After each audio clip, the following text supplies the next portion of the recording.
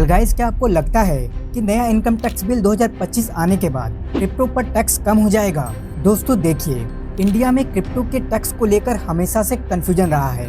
2022 से ही क्रिप्टो पर 30% का फ्लैट टैक्स और 1% का टीडीएस लागू हो गया था, लेकिन ज्यादातर नए इन्वेस्टर्स को इस बात का पता ही नहीं है कि असल में ये काम कैसे करता है।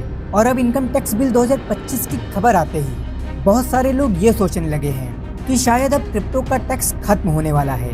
पर दोस्तों सच्चाई कुछ और ही है, और आज की इस वीडियो में मैं आपको पूरी कहानी बताऊंगा। चलो शुरू करते हैं।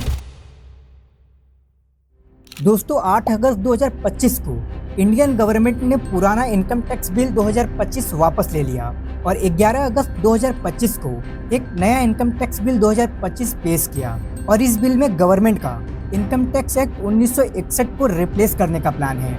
यानी अगर इसे आसान भाषा में बोलूं तो इस एक्ट को रिप्लेस करके कम सेक्शंस और डिजिटली प्रोसेस करने का प्लान है। लेकिन दोस्तों मैं आपको एक बात क्लियर करना चाहता हूं कि यहाँ पर क्रिप्टो टैक्सेशन को लेकर कोई बदलाव नहीं किया गया है।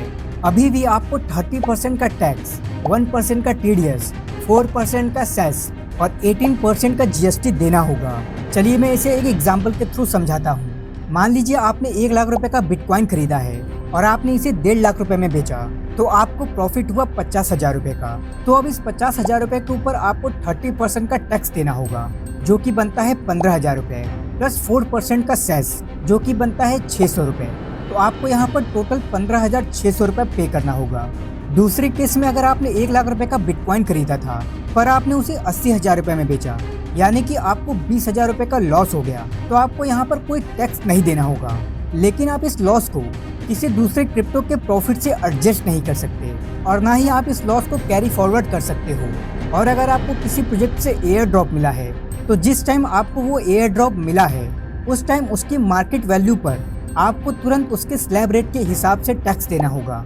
और फिर जब आप इसे बेचोगे तो उसके प्रॉफिट पर आपको 30% का टैक्स अलग से देना होगा। पर हम में से बहुत सारे लोग ऐसे हैं जो कि क्रिप्टो मार्केट में नए हैं और सही जानकारी न होने की वजह से उन्हें काफ़ी सारी मुश्किलों का सामना करना पड़ता है और उनसे गलतियां होती रहती हैं। तो अगर आप एक बिगिनर हो पर आप क्रिप्टो मार्केट में लॉन्ग टर्म सर्वाइव करना चाहते हो, यहाँ से पैसे कमाना चाहते हो, तो आपको अपने हर एक प्रॉफिट और लॉस का रिकॉर्ड रखना होगा।